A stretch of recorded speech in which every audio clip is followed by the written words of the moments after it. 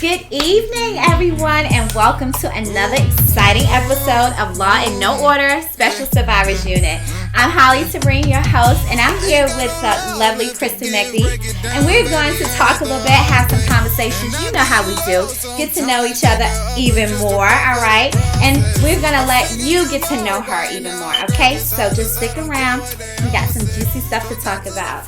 All right, Crystal, talk to us a little bit. Tell me a little bit about yourself. Okay, well, my name is Crystal Monique Young, but I recently just got married to my husband, who I've been with for 3 years. I'm 41 years old with no children, but I am a mother. I will get to that later on in my story. I am officially 3 years home, being free from doing 22 years within the Department of Corrections. Wow. Yeah. Wow. So you are officially 3 years. 3 years. Home. Yeah. From doing 22 years. Yes, ma'am. And you're 41 years old. Mm-hmm.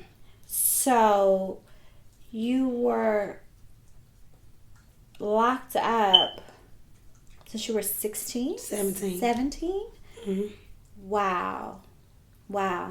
Yeah. 17. Mm-hmm. How did that happen? For my sweet 16th birthday, I got a gun. So on this one occasion, I so happens to be home.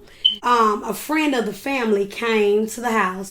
He was like, "Yo," he said, "Yo, that gun's still at the house." And I was like, "Yeah, it's in there." He was like, "I need it. I'm gonna come get it. I need it." I was like, If you need it, I need some money. You gonna use my gun? Give me some money for my gun, because that's the mindset I had. Money. Right. So he came, he got the gun. I gave it to him. Okay. I go on doing what teenagers do, being wild, going to the club. Right. So he came back, he brought me some money, and he brought the gun back. Okay. I put the gun back up, go on to the club again. Here it is. It's happened on a Friday. Monday morning, I wake up. I'm 17 years old at the time. Okay. I wake up. I feel a tap on my shoulder. It was a police force in my room and said, "Crystal Monique, you under arrest for murder and armed robbery." What? Yeah. I was 17. Wow. Yeah. So you are asleep in your bed. Someone wanted to borrow your gun that you got for your birthday. And you agreed to let them borrow your gun. You know, they had to give you a couple of dollars for it. So they use your gun. They come back on Friday. And then on Monday, your room is surrounded. You wake up and you're being charged with manslaughter? No, murder. Murder and armed robbery. Yeah. Wow. And so you didn't go with him to do whatever. No. Obviously, murder and armed robbery. So what happened? What did he do? Like, how were you charged with this and you weren't even there? So this is how they charged me. This is what was brought to me. So he robbed some type of quick shop that had poker machines in it. Okay. Somewhere, from my understanding, that he had been watching. Okay. So the place that he robbed, the man that worked at this behind the counter owned the store, but he didn't get shot or stabbed. He died of a heart attack 3 days later at home. Okay. So they arrested him because they said he was the cause of it. So when they arrested him, they asked him, "Where you get the gun from?" "Oh, I got it from Crystal. Crystal gave it to me." Wow. And when they arrested me that morning, they came and got me. I walked in, the detention center, they had him in a holding cell. He just put his head down. Wow. I didn't know that I didn't know the reason why he put all this off on me and the way he said what he said. I didn't find this out till later because he had prior on robbery charges. Because when you're a co-defendant in a case with someone, your attorney is going to pull up everything they possibly can to fight for your defense. Right. So I didn't know that he had prior on robbery charges, and if he would have got this last took it by itself, he would have got a life sentence under the 3 strike law. So, all right, you said that your co-defendant pretty much was facing a third strike, which would have given him life, which is why you believe that he implicated you in the crime. Is that correct? Yeah. So you are in the county, right? They have arrested you. You're in the county. You walk past him. He had his head down. He couldn't really look you in the eye. So there's some type of shame there for what it is that he has done. And what happens? What happens while you're in the county? So that day when I get in the county, before they even take me down, the detectives pulled me in the room, and they was like, all we want you to do is say, he did it. We'll let you go. Because we know for a fact you was not in the store. We have witnesses that wrote statements saying that he acted alone. We pulled the video camera in the store and you were nowhere in sight. So at that moment, I was so into the streets and I felt like if I said, yeah, I'm snitching.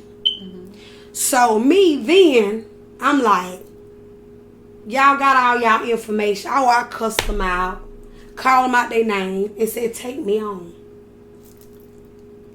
So while I'm in the county jail, I get there. I'm there for like 3 months. So finally I get a bond. They called me for a bond.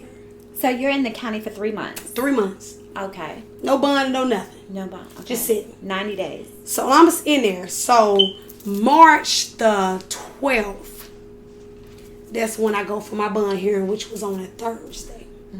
So they set my bond for $50,000, which was kind of low for a murder charge. But part of the reason why it was low, because I was just a hands of one, hands of all. Right. Okay.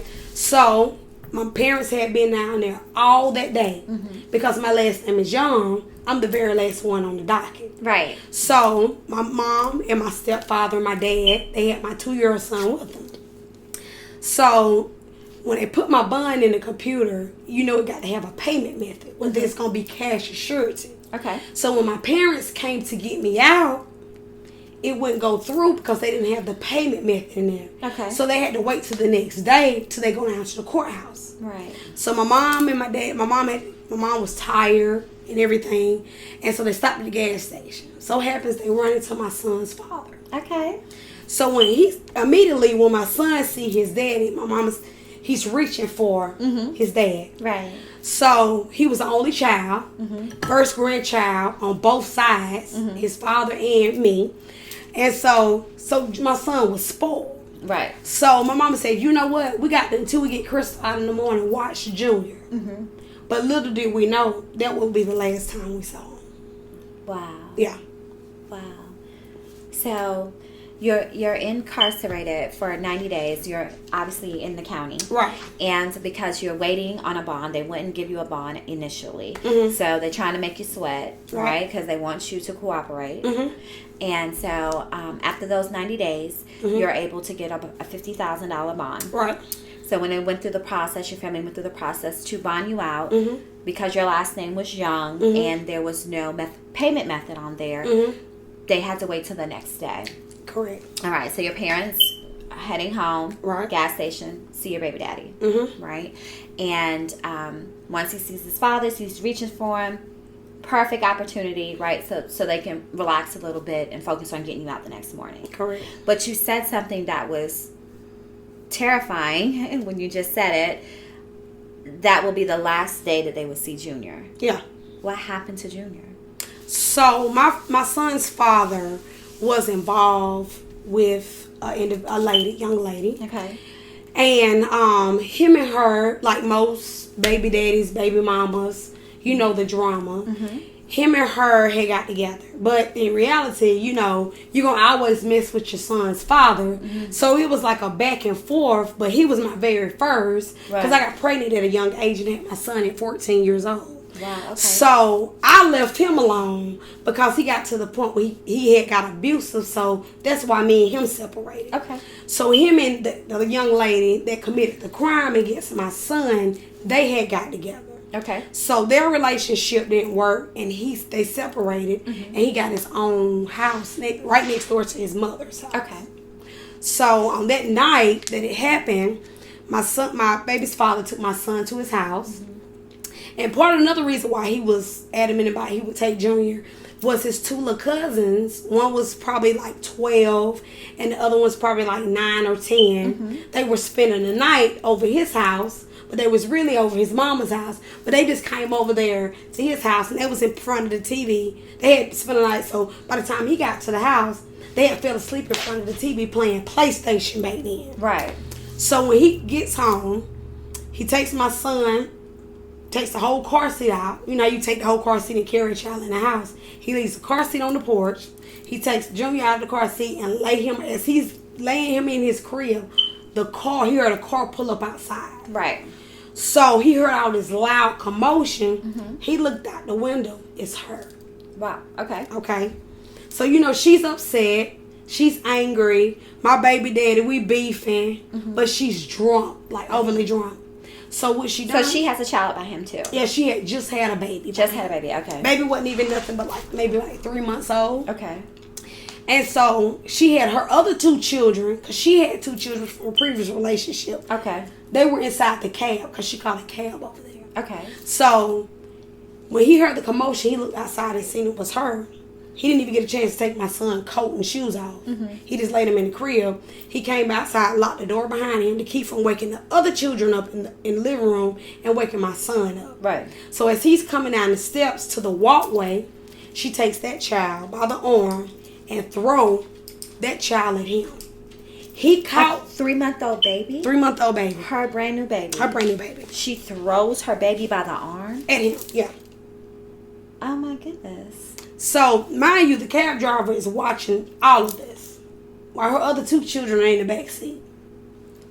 So, he catches the baby before it hits the ground and runs that baby up to her mother's house, who stayed probably a couple of streets up.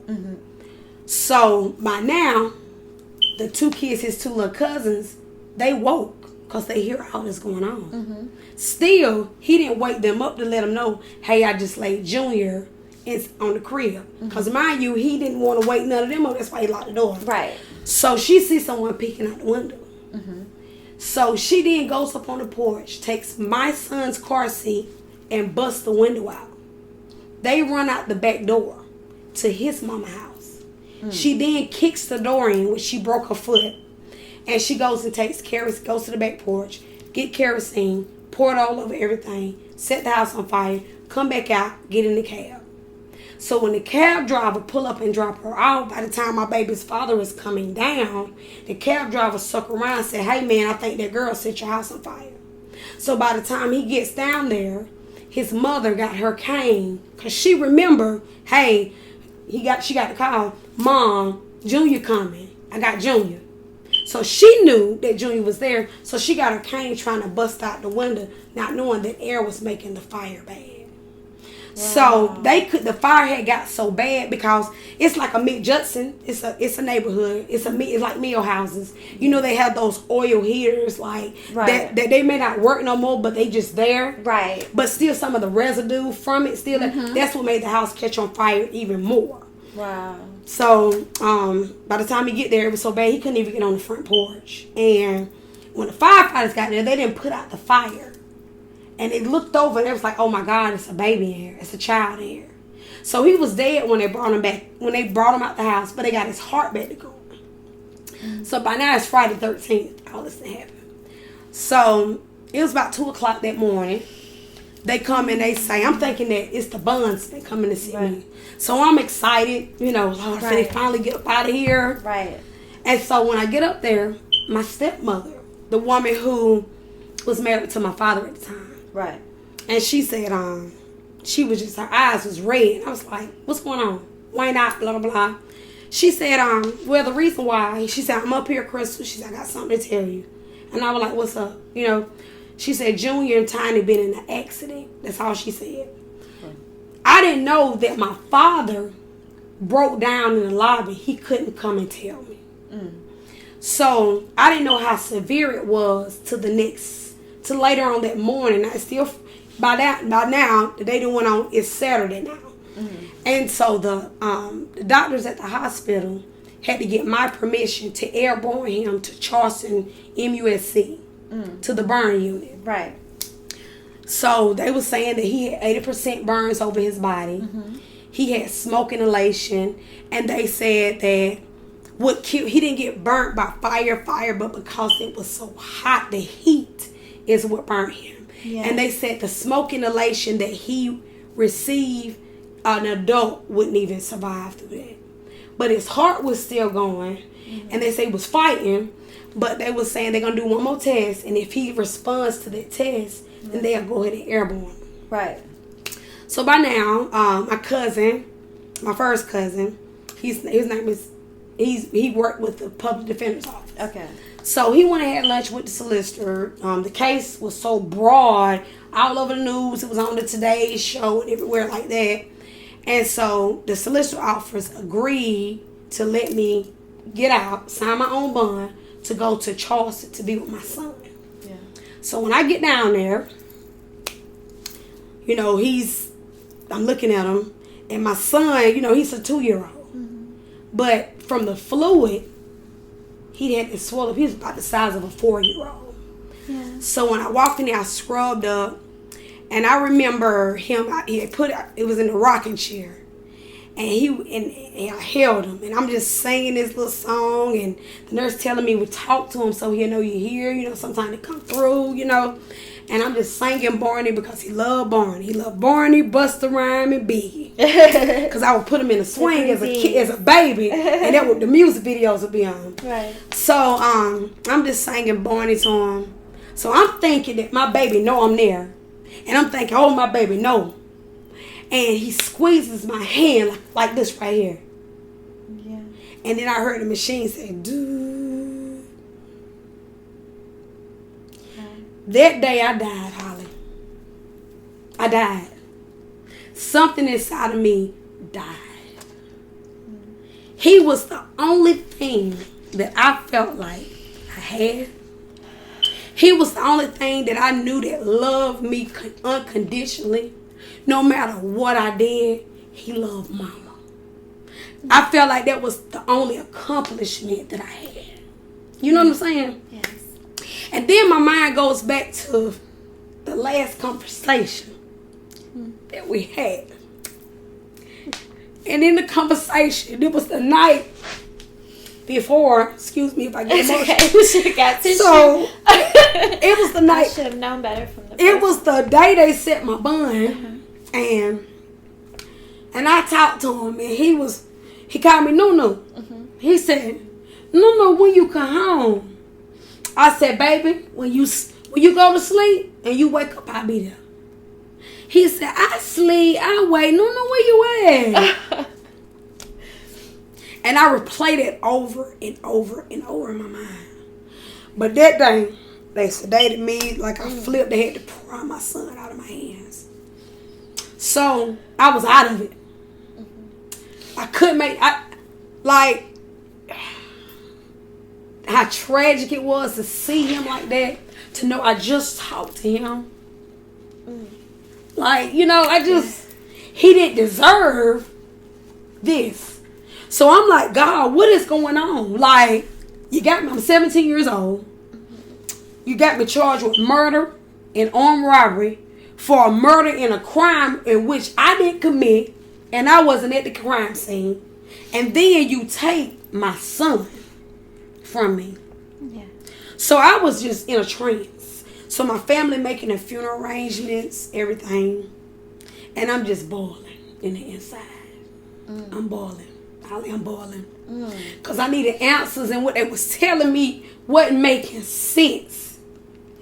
So the last day of the funeral, we was going to the gravesite. And I'm looking like this, just looking.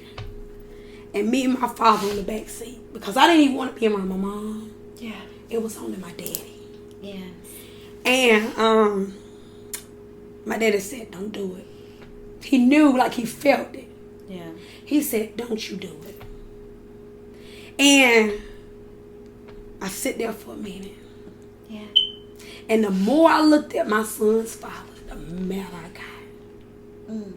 In my mind, I'm like, how could you allow this woman, your girlfriend, to take our only child? And she left hers? I'll never be able to know if I'm going to have grandchildren. She robbed me. So I leaped across the seat in the family car. They had to pull it was like a Medea movie. I'm not trying to be comical, but it was like a Medea movie. I leaped across the seat because somebody was going to give me answers. You know what I'm saying? Yeah. And so I hated him. I wanted him dead. I hated him that much. I hated her that much. And so I went through this stage after that to where it was just dark. So when it was time for me to get sentenced at 18, when they sent me to the Department of Corrections, I was angry. I went down there fighting. I went down there. I felt like everybody else had to pay for how I felt. I didn't care. I put my hands on staff. I mean, I just was outraged. Wow. I was just outraged, Holly. I can't imagine what could possibly be going through your head, through your heart. Like, I can't even imagine the thought of going through that. And then you get sentenced to 25 years, is that correct? 25 years. In which I signed a plea bargain for 10 years. But I get in front of the judge.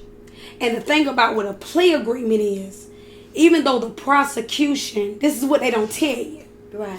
Even if the prosecution and your lawyer, they agree, the judge don't have to accept it. He can give you what he wants to give you. Right. So when I got sentenced, the man that died, his son, as I previously stated, he knew the facts of the case. Right. Said she don't deserve it. Don't give her the max. The judge looked me in my face. He said, I'm sentencing you to the Department of Corrections for armed robbery dash 25 years. They took my murder and dropped it all the way down to involuntary manslaughter. So they couldn't pin me with the murder. Right. Because I wasn't there. Right. But you really could have charged me with accessory after the fact. Yeah. So, or before the fact. But, so you pinned me on the armed robbery and gave me the max on armed robbery. Yeah. Wow. Yeah. Wow, so the max on the armed robbery was 25 years. Oh, Crystal. Yeah.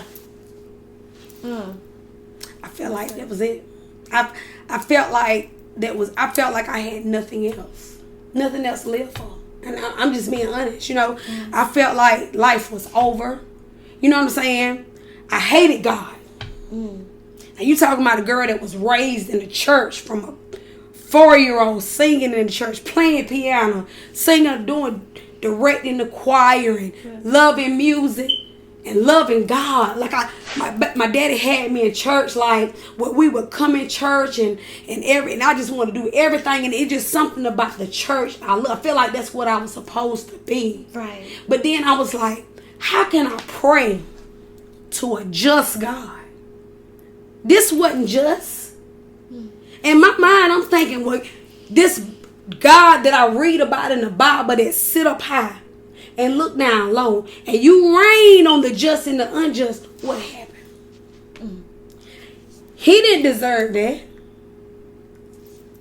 You said sin make you do things. Why didn't you stop him? Why didn't you intervene? Why didn't you intervene in my case? I never did nothing that horrible to deserve what I got. You know? So I went through that about the first 10 years of my sentence. I hated God. Anybody come up to me and talk to me about God, F God. Get out my face. From the church, people now. Wow. You said something important just now. Right. Do you realize what you just said? I'm sure you did. or maybe not. But you said for the first 10 years, you hated God. Had you gotten 10 years, you would have left doing your time hating God still. Because there was something about that 11th year that changed things, right?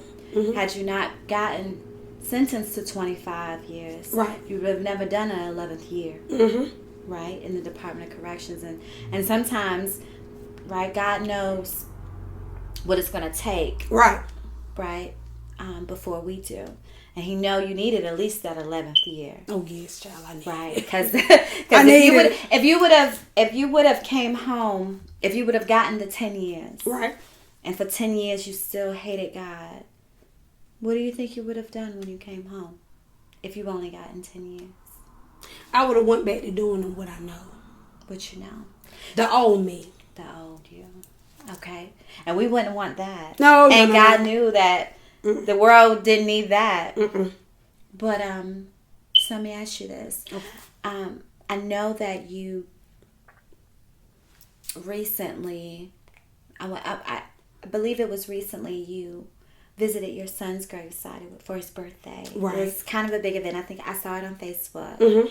And you talked to me briefly about that day. Right. Tell me about that day and how it changed how you felt towards your son's father. So it was his birthday. His birthday is 9/5/95, and he was born at 9:50 at night. So I knew he was special because of the way, I just feel like he's my angel. Yeah, like I was blessed with that angel. So me and my now husband, we was engaged then, and it was Julie's birthday. So Juice the main one who came up with the idea. He said, let's go put some balloons on Junior Gray, get some t-shirts. He was like, why don't we invite Tiny? So now, Tiny, my son's okay, your son's father. Okay, my son's father. Okay. So I said, oh, okay. So now I'm more open, and now I ain't mad at God no more. And now I done went through that journey that I had to go through. Right. That journey that nobody could have went through but me. Yes. That journey of forgiveness. Because there was a lot of things that I need to forgive myself for. But, hey, I had to go through it in order to see. You get what I'm saying? Yes. So my eyes had to be open. So I was like, okay.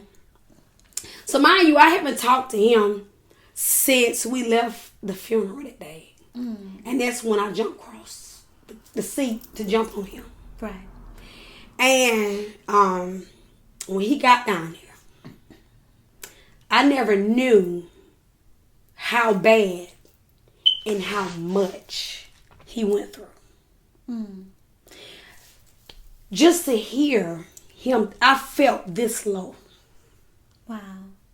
Because for him to say out of his mouth, Crystal, to know your child and they're burning.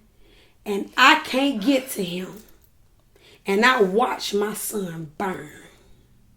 He said, do you know how that made me feel? Do you know how many times I tried to kill myself since that happened?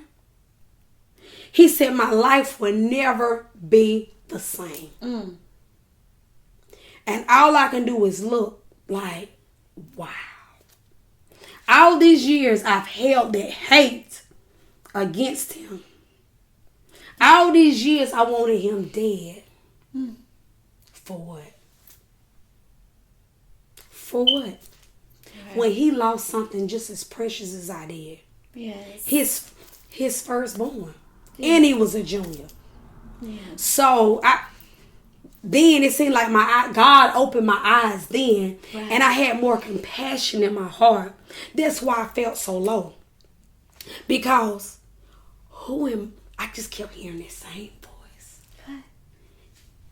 That same voice. It just kept coming to me like we're talking out loud. Yeah. I forgave you. I forgave you. I forgave you. That was nobody but God. Yes. Who am I to hold unforgiveness in my heart towards anybody? Right. Again, as I previously stated, I was involved in a murder-like situation. Yeah. And if that man had a son that died. Yes. He didn't hold that against me. That man, he forgave me and said I don't deserve it. So who am I? I'm not God to hold unforgiveness against him, and he lost something too. I mean, that's no saying right. I mean, yes. So when he broke down and he told me he got to really, we got to really talk, because we haven't talked since 1998. It was like healing for both of us. Yes. So then the next year, which is this year, is his birthday. So, of course, birthdays, Mother's Day is always the worst for me. You know, I don't care how long it gets. Every time Mother's Day, I come out the house, Happy Mother's Day, Happy Mother's Day. And I just, it just stings real bad. But I'm good though with it. But me and my husband, we were going to the grocery store. Mm-hmm. And that morning before we went, I called Tiny. You know, the day's your birthday. They gonna go down there later on, put some flowers on his grave. Okay, so and so. So we all chopped it up. Mm-hmm. And we talked about the good times to him and everything. We go to the store. Guess who we run into? Tiny. Wow. And I felt like that was my son. Some kind of way. Yes. Made it so we would see each other on his birthday. Yes. You know, so. Yeah. Ooh. You got me super emotional right now. You know, I get super sensitive, especially when we talk about them babies. Mm-hmm. And even about forgiveness, because it just releases you from such a heavy bondage. Right. And then there's levels of forgiveness. There's certain strengths of the bondage that it has you in, the unforgiveness has you in. And I can imagine how strong that unforgiveness bondage was for you in this situation. Like, I just couldn't even imagine what it took for you to forgive your son's father. But I know that it took something totally different level of strength for you to forgive the woman. Right. Tell me how that happened. Well, again, I say, it wasn't until I started getting back close to God. Yeah. Down that road. You know, I don't want to say that, because everybody's entitled to what they believe in. Yes. So I'm not gonna downgrade Islam or atheists, because you're your own individual. Right. And everybody's gonna search for a higher power or something to believe in. Right. But me per se, I don't see how anybody can say that there's not a God. Because I was such in a low place. I was so low. I felt like that I was too far gone for God to reach out to. And so that year, it was my 11th year, we at church in the gym. It was the 11th year. Now before that, we had the Baptist picnic. Okay. So, you know, it's when all the Baptist convention of, I guess, United States, they come and they feed us there at the prison, and you know, everybody want to go to the Baptist picnic. Yes, that's like a big event. You know, games, candy, food, chicken, whatever, right? Yes. So them people's coming telling me about God, but I'm just out there doing what I do, right? Hustling canteen and just going out there so I can traffic and trade and get some extra chicken on the building, you know. So the woman kept coming up to me. You're special. I see your pain. I looked at it like, Lady F, you get out my face before I hit you in your mouth. So that's what I tell the church later. So they called me up to the administration. We're like, I don't care about jail. That's what I told the people. I don't care. Lock me up. I'm still going to go home on my max time, which is 25 years later, so I don't care. Right. That's the attitude I had. Right. So the chaplain that we had, down there at the time. He left. He called a man named Pastor Green. Pastor Green. So Pastor Green came. So they called me the next week up front. So I get her and said, you got a visit. This during the week. I ain't got no visit during the week. So I'm thinking, oh Lord, when it happened now. You know, I think something else happened. He walk in. So I was like, yes. You know, my attitude was real bad. He said, what seems to be the problem? Why you mad at God? I said, I know y'all didn't stop me from coming up here and I got stuff. I walked out, left him there. Yeah. He came back again the next week. And he just talked. And I just said, I didn't say nothing. I just looked there with my hands crossed and I just looked at him like this right here. But the man wore me down. And I feel like God sent him. Yes, he did. Because he knew I belonged to him. Yes. And just like the Bible tells you, you raise up a child and teach him the statutes, it will never depart from him. Yeah. So as a child, I knew it, but I strayed away from it. Yeah. You know what I'm saying? Right. And once God's, always God's. So he was like, "No, I'm gonna take that. God, that's why I felt like I was saying, I'm gonna take that. She mad right now, but I'm gonna send my servant in there, cause I got more for her to do. Yes. And this ain't over. This ain't the end for her. Yes. So Pastor Green, he kept coming. So now I'm starting to talk. Okay. So I end up going to church. Probably about 3 weeks later, I'm in church. So while I'm in church, the people that came, Chris McClurk. Okay. Pastor Chris McClurk.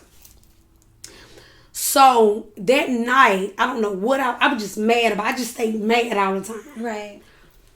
I don't know what touched my heart. But I just remember in that gym, because that's we had church in the gymnasium. Yes. I just remember on my face saying, God, I'm so sorry. I just couldn't stop saying, I'm sorry. I'm so sorry. I'm so sorry.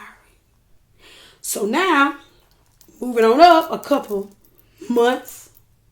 So then I started getting on the choir. So then now, God, he started using me within the prison. Yes, he did. You get what I'm saying? So I didn't know what my journey was or what it was going to be then. That's why he said, I know the plans that I have for you. Right. Because if he would have tried to reveal his plans to me, we as humans would try to stop it because we caught up in ourselves. Yes. You know what I'm saying? Right. So who's to say? Maybe my journey was to go down there to the Department of Correction, because it's not ironic that the way I was charged, how I was charged, and the amount of time that I got. Right. Who's to say it wasn't one of those girls that used to come in my room or I tell them about God, or somebody that I pray for, or somebody that I'm singing in church for, or I'm singing in church, or when I'm out there exhortating the church and directing the choir. Who's to say it was one of them that word had to reach? Right. Who's to say? You're right. So even though I may not have liked it, yes, but it had to be done. Because couldn't nobody go on that journey with me. Right. So. Wow. Okay, so pretty much you had to, this was all part of what it took to build up the strength that you needed to forgive. Yeah. Right? So you not just to forgive anybody, to forgive yourself, to release whatever it was holding you back to God, and to allow God to come back into your life, to start that cleansing process. Right. And you recognize that it didn't just start when you lost your son or when you got arrested. There was something else corroded prior to that needed to be flushed out.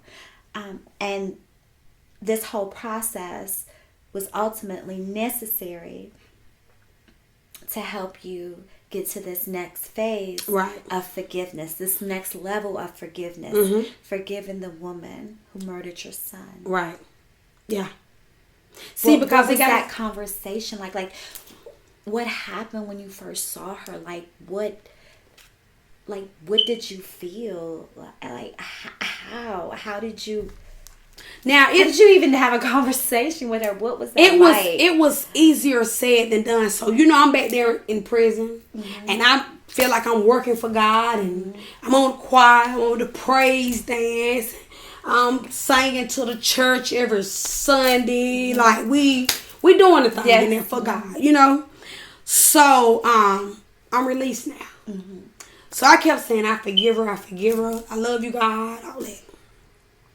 So I goes into a nightclub, because when I get home, I'm trying to make up for the years that I lost. Because mind you, I was in prison, incarcerated for my whole 20s and all of my 30s. I didn't get out till 39.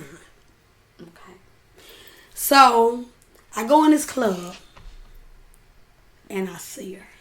I run directly into her. And when she see me, before I can say anything, she came up to me and grabbed me and hugged me. And I felt numb. Like I didn't know what to do. I froze. You get what I'm saying? Like, again, that voice. Yeah. The voice come back. Right. I forgave you. And when I saw her, I knew. I always felt like it never bothered her. Yeah. Like I felt like I didn't get a proper apology. Right. You know, I feel like she never said, I want to apologize to you. Yeah. I had all this anger but I was blinded by the anger. Right.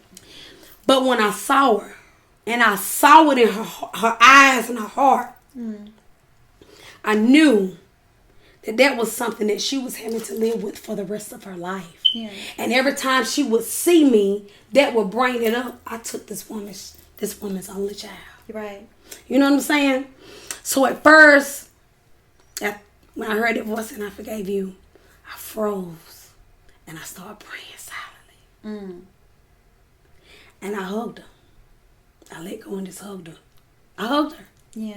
In the middle of a club. I hugged her. But because who am I? He forgave me. Right. Whew. And I still now, she come up to me. Hey, Melinda. She'll see me. Hey, baby, I love you. Yeah. Because one thing about, I feel like another situation that God placed me in, here I am, someone took my child. Yeah. But I feel like when I went to prison, God allowed me to see the other side of the tracks. Right. And when I say the other side of the tracks, I was on a building with a lot of women that had the same crimes as she. And there were some of my friends were associates. You know what I'm saying? Right. And it allowed me to see that women are so caught up in their emotions that when you so caught up in your emotions, you almost black out of it. Right. And they did something and it's too late to take it back. Right. You get what I'm saying? And these were not bad people. It's just they was caught up in their emotions and made a bad decision, and now the damage is done. Right. So that was another reason I'm glad that God took me on that journey, because I was able to see the other side. Right. You know? Right. Because when I came to prison, if somebody had something to do with you, I ain't gonna have nothing to do with it. Right. You know? So it allowed you to have some empathy. Yeah. For the situation, for her side. Yeah. And one thing that is clear from my understanding of how she felt about your son, how she responded, the pain that she's going through, is that in her mind, she was harming or hurting the person that she thought he was hiding in the house. Seeing somebody looking through the blinds. And most women, you know, he won't let me in. He then closed his door behind him and locked it. Someone's in there. And now she peeking out, you know, trying to see. Because you know that if she knew your son was in there, she would have never done that. I really don't feel like she would have did it. You don't feel because she has children herself. Right. And one thing I do know about her is that one thing, she loves kids. And she loves children. Yeah. And she loves her children with everything in her. You know, give or take, you know, I can't make up for a man. Right. You know, but I know she loves kids. Right. And that's something that she wouldn't have did Right. So. Right. That's okay. She would have handled that differently. Well, she would have known that obviously it wasn't a woman. It was, these children. And she was really drunk. Right. And she was heavily intoxicated. So you took that into consideration after you were able to calm down. And something else that was said earlier today, your dad came over. Yeah. And somehow the conversation came up about the condition of the house and the placement of your child. Mm-hmm. That was kind of strange. Mm-hmm.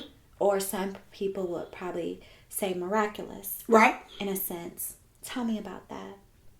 So the house, like I said, it was engulfed in flames. So it made, because of the oil heater in the house, it burnt down to the ground. Right. So my father goes over there to see, because he just out of it too, but he's trying to be strong for me. Right. So he goes over there. He takes pictures of it, bring it to me. Everything in that house burnt to the ground.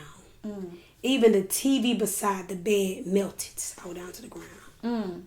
But my son's crib is the only thing that's standing on the foundation, was standing up. Even the covers wasn't even burnt on the bed. Wow. The bed was the only thing standing. That's it. So how, this guy that I was mad at, how was this bed was the only thing standing that my son was laying in?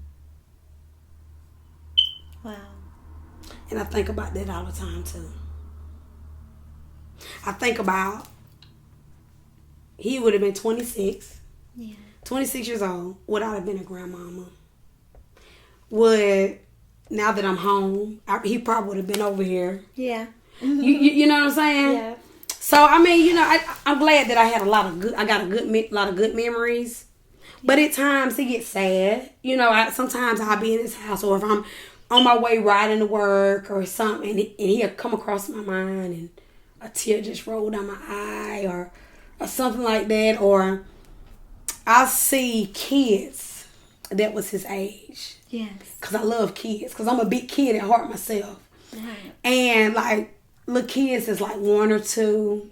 I cling to them. Like they come to my shop and I cling to them because that's a spot in me that's like a void. Right. So I mean, I'm too old right now to have kids anymore. I'm 41. But if God bless that's me, right. If He bless me with it, right, baby, if He bless me with it, I'm gonna do it. That's right. That's right. So. And He's gonna bless you beyond what you could have ever imagined. Oh yeah, I believe it. Because that's how God do. Boy, that's how God do. So, wow, Crystal. Woo, you took me on an emotional roller coaster, okay? An emotional roller coaster. Did you take y'all on an emotional roller coaster? Listen, I got to make sure I have a stack of tissues right next to me, okay? Because I'm a crybaby when it comes to this stuff. Oh, my goodness. But you after that 11th year, right, just take us through briefly the opportunities that you were given while you were incarcerated, because we recognize that there were some consequences to the choice that you made with the chance you were given previously, right? And part of that consequence was being given 25 years in prison. Right. So as you were serving your time, when you allow God to come into your heart to help you with the bitterness and the anger and the unforgiveness, things begin to change for you. Right. And as those things begin to change, a different story has begun to be authored, right?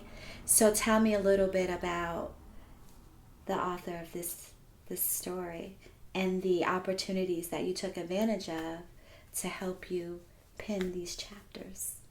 Okay, so when like I said, in that 11th year, I went to prison at 18. Yeah. So when I went to prison, I quit school in the 9th grade. I went to 2 weeks of the 9th grade. Okay. Enough to show off my school clothes for the year. And it was like we had pages back then. Right. You know, a lot of y'all don't know what pages is, but we had pages back then. So my phone, my page beep, beep, beep. I'm like, I'm missing all this money in school. Right. So I quit. School ain't for me. But it was boring because I was smart in school. Right. So being that now they call it ADHD, I was so hyper. So I always, you see me now, move. I got to move.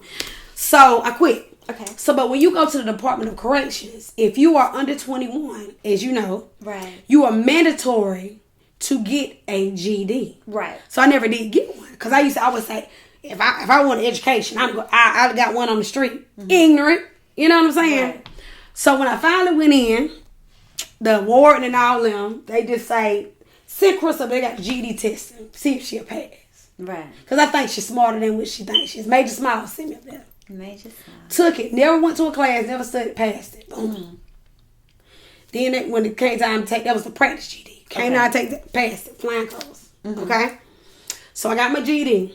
So now here we is, a couple years on, right?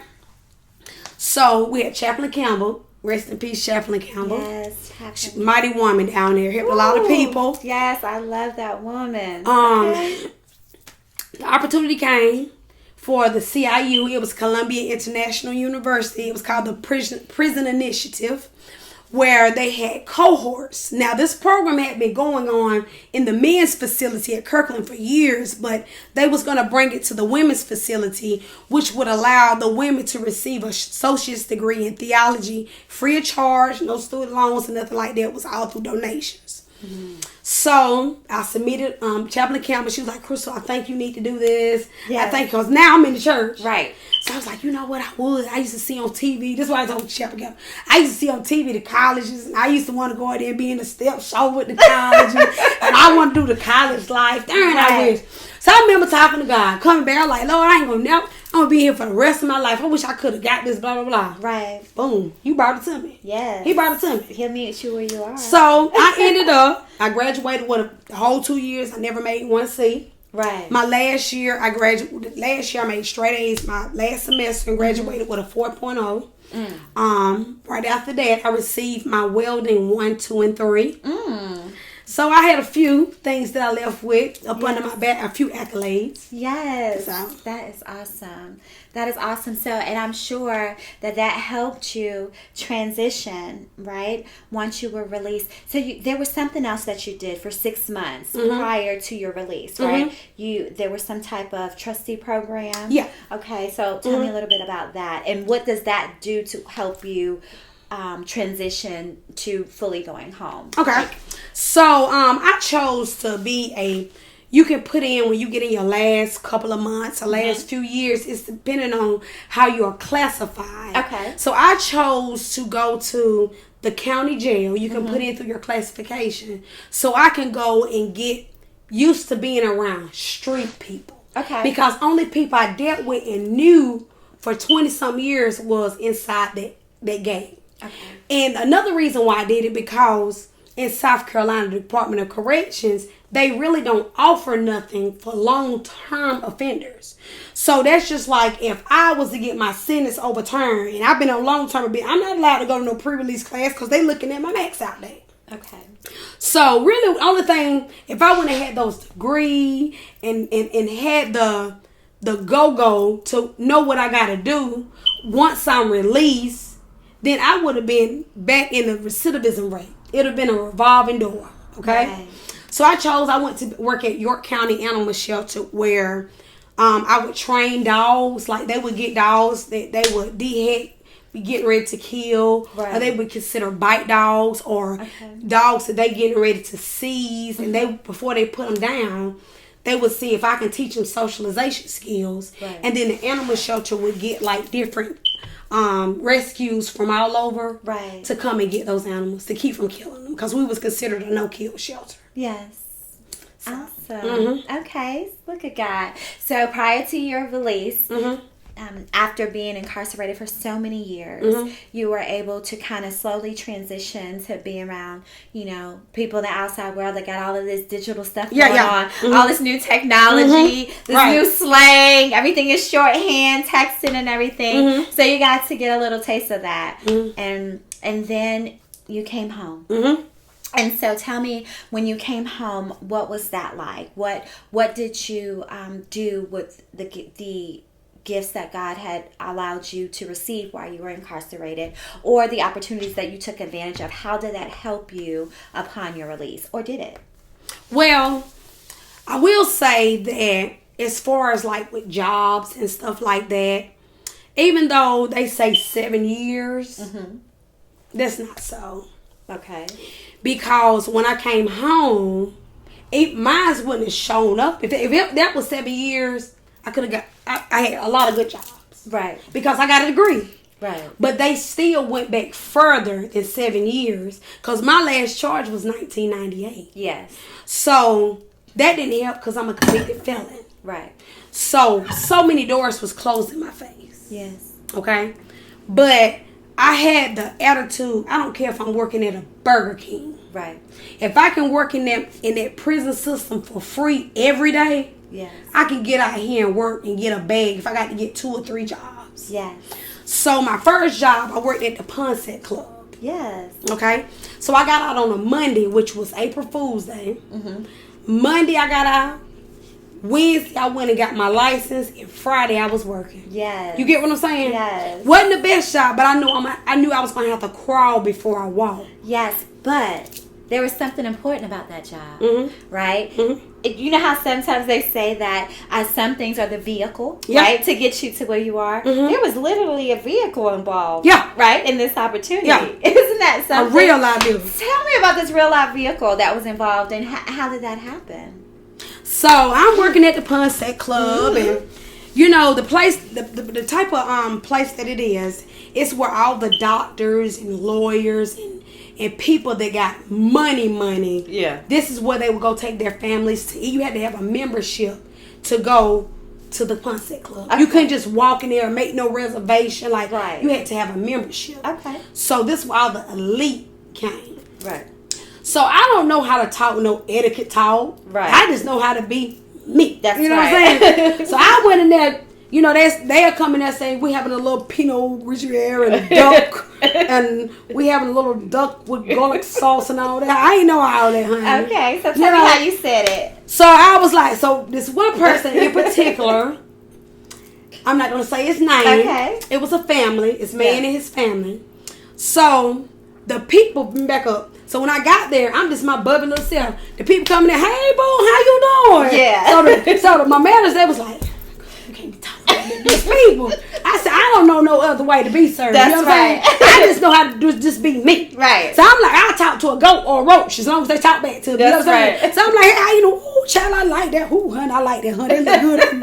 So I'm like there talking to people like that. So I didn't know, you still don't know the hand that got what plan he had for me. That's right. So you getting on me, but the big boss, these people, when I'm coming in, they seeing my bright smile. Right. So they leaving notes, and I'm getting tips for $150, right, $200. Yes. Because I'm telling everybody about my story. That's right. I wouldn't hide my story because my past don't define me. Right. It's my future and what I'm doing now. That's right. So that's the mentality I had. So the people were writing letters to the big man. Right. That's over the whole Ponset Club. So he called me. Cooking. Come on in here. Yeah. I was like, ooh, glad you called me because my feet surely is hurt. Let me have a seat up here. So he was like, you so silly. He said, I'm putting you downstairs in Ellicott. Right. So Ellicott is where the real rich people be. So I'm serving these people, and I'm still my bubbly little stuff. So as I'm serving these people, the man, he owned a Toyota dealership. Oh, okay. So I would see these people, and I would see them all the time. Right. So on this one particular day, I was late coming to work because my dad had gave me, when I came home, a 2013 Kia Soul. It was the ugliest little car, but it was mine. That's right. I was riding. That's right. So my dad's truck broke down. We had to share cars. Okay. Share the car. So I was late coming to work, and the girl covered my table. Mm-hmm. So when the girl covered my table, and I was coming in, the man and his family was coming out. Mm-hmm. And this is the voice how he said it. He was like, Cookie, where have you been? I said, I was late coming to work. I had car trouble. He said, I heard and you didn't darn tell me. I was like, hey, the boo, just come on back. You know I wouldn't let you know my boo. Uh-huh. And so he said, let me tell you something. He grabbed my chin. He said, when you get off from work, you come down to this dealership. He said, don't even change out of your work clothes. You come directly there. And get somebody to trail you back. Because you leaving off that lot with a brand new car. So to make a long story short. Yes. I drove off the lot in a brand new. Now it's 2019. Yes. I drove off the lot in a brand new 2000. Nobody ever drove it. Yeah. 2020 Toyota Corolla. Look at God. So, no money down. No money. No credit. Because mind you, I've been in prison forever and a day. That was my blessing. That's right. You know what I'm saying? Yes. So still, God gave me this big blessing. Yes. So then, more doors. See, like, you know, the enemy get mad when God bless you. Yes, he does. So then doors start shutting in my face. Shut. Got a job at a marketing firm. Yeah. Gave me a desk. Had my own little office. Yeah. Had me work there for three weeks. We got to let you go. Yeah. I mean, things like that. Yeah. Or I would go once your background check come back. I would go on jobs, work for 90 days, work hard because I'm trying to show these people I can do this job. Yes. And I'll be there I go in early, be the last one to leave. They let me work my 90 days and they let me go. So then, me and my fiance, James, I call him Juicy, we're together. So one day, we're riding. Yeah. And we drive past this hair school. But before we drive this hair school, I had a friend girl. She said, Chris, you think you can put my tracks in at the top and blah blah blah? He like, Chris don't know how to do no hair. She said, Said she was doing hair the whole time we was down there in prison. Used to do my hair, keep my hair. Said she used to do my hair all the time. Now she did all the staff member hair down there, which I did because I was the first woman in the Department of Corrections to do officer hair. That's right. You know what I'm saying? So he was like, you serious? So it's pouring down raining. He said to me, baby, I believe in you. I believe in your dream. He said, go in there, apply for that school. I said, I don't got the money, go in there apply. Because it was like $200. Yeah. He reached in his pocket. He said, baby, go and apply. Don't worry about your bills, your car payment. I got everything. I believe in you. And that's when it started. Wow. Ain't it something when God sent you a man that believe in you? Right. Honey, you waited a long time for Juicy. Okay? Yeah, my baby. You had to kiss a few frogs before you got your prince, honey. I kissed some toads. Okay, yes. But look at God. He knows the right time, the perfect time to bless you. The way you need to, right? First you needed a vehicle. Then you needed Juicy, right? Then it was time for him to bring your husband. Amazing. Yeah. So you applied to the hair school. You passed with flying colors, of course. Yeah. As you always do. So now you're doing hair, right? I do hair. Right. So right now I work at Next Level. Okay. On East Butler Road in Malden. Okay. So my boss, his name is Rob Robertson. He's one of the best barbers in the city. Awesome. So he had been trying to get me, Crystal, come on down here. Do what you got to do. Right. Okay. So I ended up changing to OJT from the school because I knew how to do everything. Right. You get what I'm saying? Right.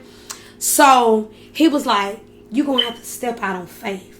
He said, because you got it. Right. You know how to cut hair. Right. You just need a little critiquing and a little brushing up.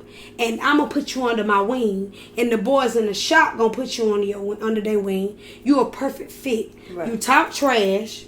You don't wear your feelings on your sleeve. You're a perfect fit. Right. I didn't know, like, my business have expand, like, beyond my wildest dreams. Do you hear what I'm saying? Yes. So not only do I do quick weaves and braids and women hair, I'm cutting dudes' hair. Right. I'm cutting, I'm retwisting dreads. Like, I'm doing like 3 or 4 different types of hair. Right. You know what I'm saying? And it's a blessing because that's a form of ministry too. Yes, it because is. when someone sits in my chair, I have a lot of clients, and I love them all dearly. You get what I'm saying? Right. And at first, they used to tell me I'm stupid. Like, I have clients because we all go through something, and I done been through something. And at first, like, I would do hair, and like I have little old ladies. I'm not finna charge someone, grandma, that is 70 or 80 years old on fixed income, no $80 to wash, condition, and put a roller set in their hair. Right. No, I'm just not gonna do it. Right. Or if I got a dad, he got his daughter, and he got custody of his daughter, but he working day in and day night. Cause it's just him and his baby, and he paying them bills, and but I've been doing his daughter hair and caring for her hair, but he can't pay me. Right. What I look like still charging him? I'm taking food out that baby mouth. That's right. You see what I'm saying? No, sir, you bring that baby on in. I'm gonna take care of her, and you don't worry about it. You know what I'm saying? So a lot of people like, oh, you crazy, you crazy, but it's not so much a financial, it's a healing thing on both ends. Right. Because when they sit in my chair, sometimes I don't say nothing. Right. I just let them talk. Or when they come in my chair, I just smile and joke. You don't know what they've been through before you got that shot. Right. And your smile and your laughter may be the very thing that talk them off the cliff. Okay. Wow. So, Crystal, amazing. Okay. So you came home and you got your vehicle. You got your juicy, and you transition into cosmetology in different areas of cosmetology, and so in barbering, and so now and what else are you doing? So you're doing the cosmetology barbering. You're actively doing that, but you also added something else to that. So as of right now, I am working on my music. Oh, okay. So everyone that knew me from in the Department of Corrections knew I always sung. Yes, you did. I do the whole church. Yeah, the pastor. Let me tell y'all something. If the pastor didn't want it before the pastor got up there, I done exhortated the church. I done sang, I done directed, I done praise dance, I done did all the parts. And a little step show. Yes, I'm popping and everything else. So I did everything. You know what I'm saying? You were definitely an entertainer. So you cover all bases. That's something as a kid I feel like I was destined for more. Yeah. And so music is something that I always put on the back burner, and I never took it serious. But when I'm in prison, they were saying, so many people I know when you sing Spirit, right? They will fall to the altar crying. Yes, it made me cry all the time and stuff like that. So I knew because even as a child, I'm singing in church. My daddy had me singing Shirley Caesar when I was a baby, when I was 4 years old. So now that I'm settled and my life is going in the right direction, right? I'm getting my music together, even though it's going to be a process because I'm trying to develop myself as an artist. Right.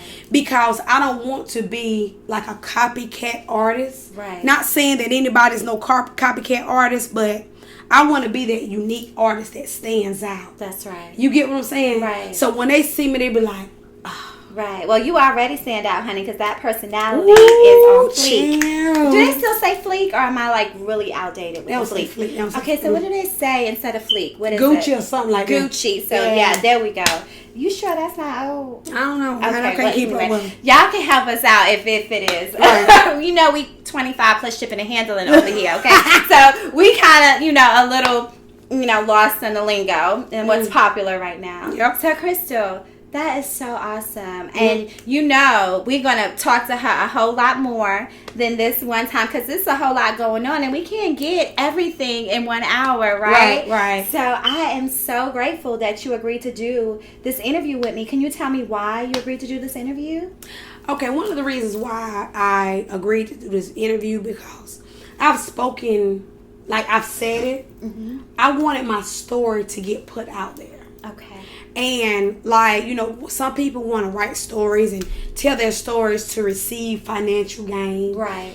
But I don't want my story to receive financial gain. Right. I feel like experience is the best teacher. Yes. And if I can put my story out, and if I just save one young person, right, that was in the same situation or heading in the same situation that I was in, right, I feel like my job is done. Yeah. Like I just want to help people. Yeah. You know what I'm saying? Like I don't want to be the richest person in the world. Right. I don't. I really don't. I don't want to be the richest person in the world. I just want to help people, make them smile. Right. I like bringing laughter to people. Right. You get what I'm saying? That's right. So I don't know. Right, but you don't mind if you do get a little compensation. Hey, I can don't mind if there is some compensation. I need a little for you adding value to people's lives, right? Right. A little reciprocity, and if it's cash, a little assets or equity, it's okay, right? Yeah. So and I'm finna buy my house. Clear. And you finna buy your house. Yes, I'm finna buy a house. Yes, yes. That is such a tremendous step. Well, this is a beautiful house that you have here now. I'm blessed. And yes, I am so blessed. I love it. It's so comfy and everything. And she has amazing hospitality. She took me out. I had such an amazing time. Where did we go yesterday? Oh, honey, we went to we went to Rain. We went to Dre's. We went everywhere. No, the restaurant. We went to Firebirds. I did like the other places, but I love to eat. So the Firebirds in Greenville is so good. Okay, you have to check it out. Mm-hmm. And so the podcast is called Law and No Order. Okay, Special Survivors Unit. Mm-hmm. Law represents law, right? But it's also a metaphor. It can mean several different things. Okay. And so what is law for your life? It can be standards and values, anything that you have created as what's going to guide and direct your life. So what do you think? And I'm sure it's probably several things. Mm-hmm. You can just give me one that you feel like is law for your life. Okay, I'm going to say it like this. Ethics. Okay. And my form of ethics is this. No matter how bad you treat me, I'm not going to treat you the same as you treat me. Because I feel the good is going to outweigh the bad. I feel like if you are, just like you hear some people, oh, they shysty, I ain't fooling with them. But if I show you love, or you never had experienced real friendship, right, or real love, then it'll make you think. Yeah. Like, what I'm doing wrong. Right. You know what I'm saying? Ethics. Right. Yes, ethics. Okay. So the subtitle, Special Survivors Unit. Okay. Right. And you are a special survivor, okay? And you are in the unit, okay? And so you are in the unit. So what is your survival mechanism now? I'm sure it's totally different from what it used to be before. But what would you consider your survival mechanism? What helps you get up every day? What is your why? What helps you keep fighting? Because I feel it's God touching my heart. Right.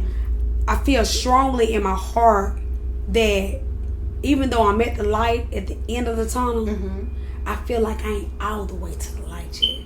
Okay. I feel like it's so much more that He's getting ready to bless me with. Yes. I feel like He wouldn't allow me to go through and survive all of that to be something mediocre. Right. Because the God that I serve and the God that I believe in, the God that kept me when I came home, I didn't my mind, I came in the right state of mind.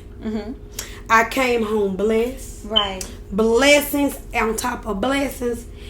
That right there showed me, and then while I was there, He gave me favor. The whole time I was in prison. Yes. You know what I'm saying? Yes, I know. So that favor, if honey, I have a God that big that came to me and that did all of that for me, why am I placing God in a box when I get on the outside?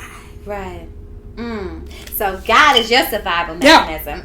That's all you need. You don't need no other weapons when you got God as your survival mechanism. I ain't perfect now. I ain't perfect. Who's perfect? I ain't perfect. Nobody's perfect. Okay? But I know what keeps me. Yes. Yeah.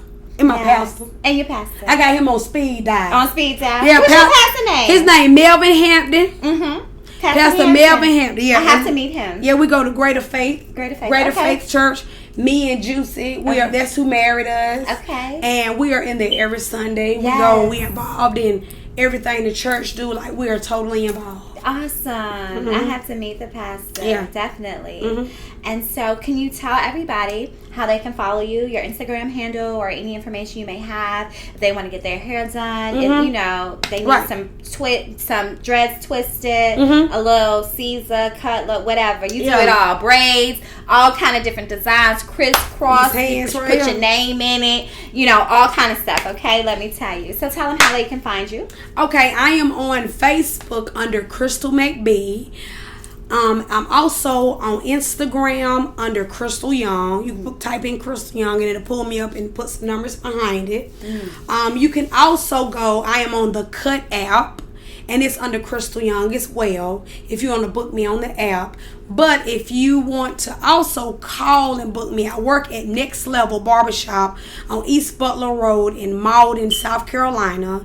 And you can call and book an appointment there with me, or they'll give you my number or however. And you can come get cuts. You can come get your hair braided. You can come get some retwists. You can come get a lace put in. You can come get it all, baby. I'm a one-stop shop, baby. That's right. Because I love the stove. That's right. You love the stove? She love the stove. Okay? But thank you so much. It has been a pleasure talking to you. I'm sure the audience really enjoyed this emotional roller coaster. But I'm so glad we ended on a very happy note, right? Because that's what it's all about. Regardless of what we go through during the journey, there is that success. That is their goal that we are reaching at the end. And we're still reaching for a whole lot of goals, right? Because that light is getting further and further away, right? Because God has so much more for us. More than we can ever imagine. And so I thank you again for having me. Yes, and we're going to talk again soon. Okay. All right. So it has been a pleasure. Until next time, thank you for checking us out. Law in No Order, Special Survivors Unit. See you next week. So silly.